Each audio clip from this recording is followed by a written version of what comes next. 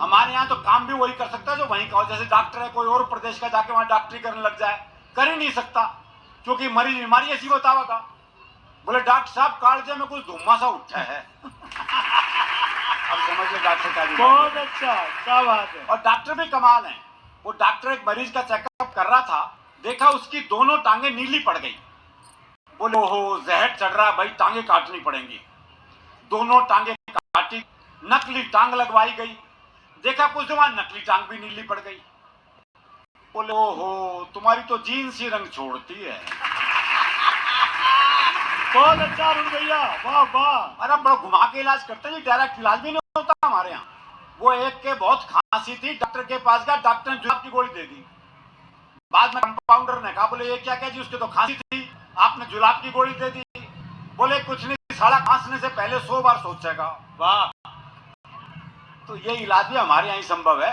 क्या कहने। वो एक मुकदमा चल रहा था तो भाई ने अपना वकील नहीं किया, बोले अपनी वकालत खुद ही करूंगा। अब बोला जज साहब हमारे बीच में झगड़ा हो गया प्रसूता। वाह। अब जज की को समझ में नहीं आया। बोले भाई तुम क्या कह रहे हो, मेरी समझ में नहीं आ रहा, तुम अपने लिए कोई वकील कर लो।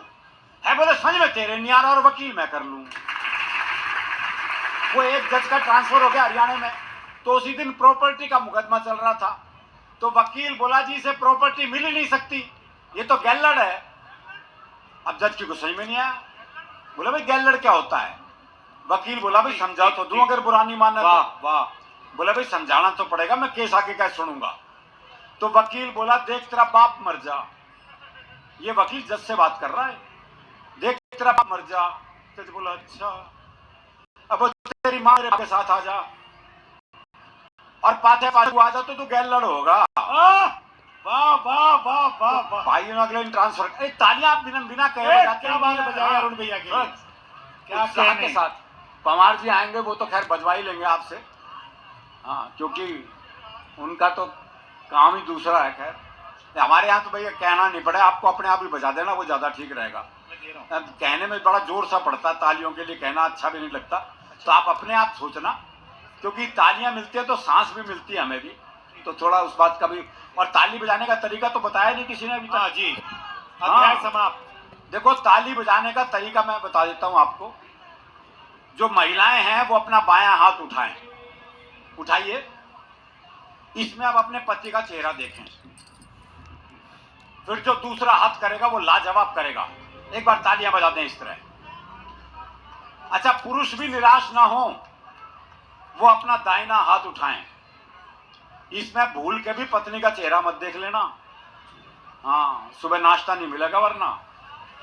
इसमें चेहरा देखना है आपको उसका जिसने ब्याह करवाया था। अब बजा के दिखाओ, हाँ ऐसे एक बार जोरदार। क्या कहने, वाह वाह वाह वाह। तो अपने भीतर मस्ती रखिएगा साहब, मस्ती बहुत जरूरी है, आनंद बहुत जरूरी है। और वो मस्ती मिलती संवाद से। वो एक बुजुर्ग महिला बस में चढ़ी तो किसी ने सीट नहीं दी, तो ड्राइवर को दया आ गई, उसने बोनट पे बिठा ली। थोड़ी देर बाद 30-35 साल की सुंदर सी महिला, तो सारे सीट देने को तैयार और वो महिला बैठने तैयार नहीं। तो बुढ़िया बोनट पे से बैठी बैठी बोली, अरे बोले बैठ जा, कुछ साल बाद बोनट पे ही बैठना पड़ेगा।